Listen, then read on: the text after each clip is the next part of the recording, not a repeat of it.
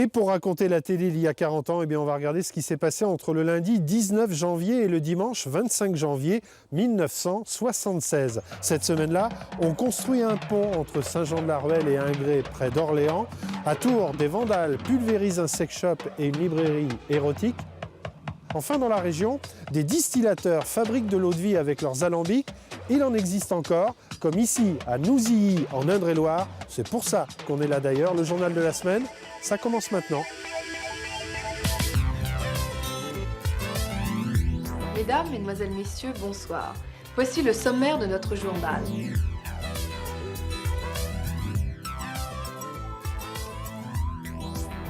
Ils sont passés aux actes samedi soir contre deux sex shops. On commence donc avec un double attentat contre un sex shop et une librairie érotique à Tours. Deux établissements entièrement détruits. Il s'en est fallu de peu qu'ils ne tournent au drame d'ailleurs. En effet, les deux bouteilles enflammées jetées à l'intérieur du magasin vinrent rouler sans éclater au pied des vendeuses, la moquette ayant amorti le choc. Deux attentats à la bombe revendiqués à l'époque par un mouvement d'extrême droite, le mouvement Citadelle, et qui existe encore. En 2014, il s'affichait sur les réseaux sociaux. Des poutrelles de 13 mètres de long, pesant chacune plus de 6 tonnes. Un ouvrage financé par la CCI du Loiret et qui va offrir de nombreux avantages. La suite, c'est le journaliste qui raconte. Il apportera en effet une meilleure desserte routière de la zone industrielle Saint-Jean-de-la-Ruelle-Ingré. Il permettra aussi de relier directement cette zone au péage de l'autoroute A10 Paris-Tours ainsi qu'à la voie de raccordement de la tangentielle ouest. Autre actualité cette semaine-là, les bouilleurs de cru qui font chauffer leurs alambics dans la région. Objectif à l'époque, produire une eau de vie maison. Bon, ben vous voyez ça, là-dedans, on y met l'eau. C'est un métier qui est très dur, et c'est la seule raison que ça disparaît. En supplément, on a un contrôle qui est vraiment très serré. Hein, et il le faut d'un sens.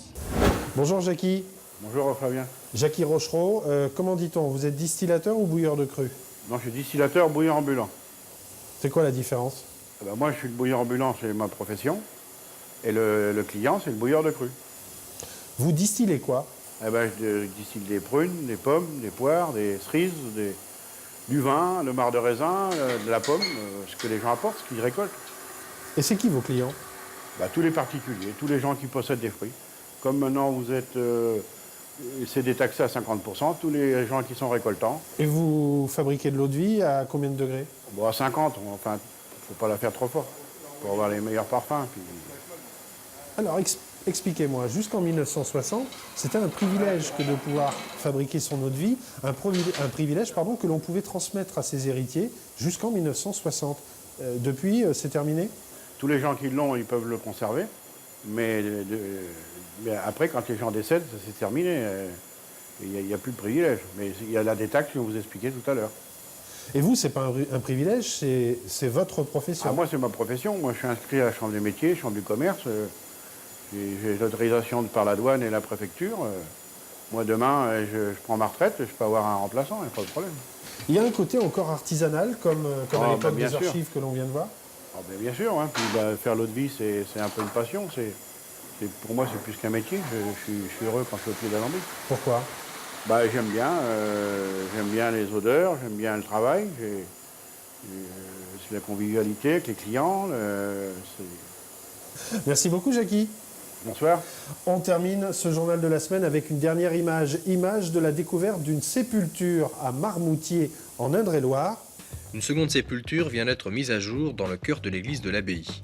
Dans un important caveau voûté, les auteurs des fouilles ont découvert un cercueil de bois à l'intérieur duquel se trouvait un autre cercueil, mais en plomb cette fois. Dans ce cercueil, le squelette d'un homme mort en 1610 et que les spécialistes ont pu identifier avec certitude, notamment grâce aux inscriptions qui ont été conservées sur les parois du caveau.